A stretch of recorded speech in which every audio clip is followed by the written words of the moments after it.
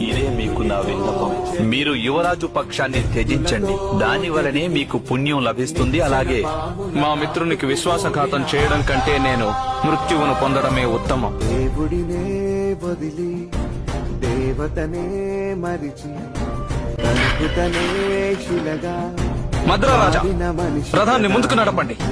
రథచక్రాన్ని బురద నుండి బయటికి తీయండి. ఆ పని నాది కాదు. మీ సారథిగా ఉండమని నాకు శిక్ష విధించారు. అందుకే మీ సారథిగా రథం నడిపాను. అంతేకాని నేను మీ సేవకుణ్ణి కాదు. ఇదే అనువైన సమయం. అంగరాజు కర్ణుణ్ణి వధించు.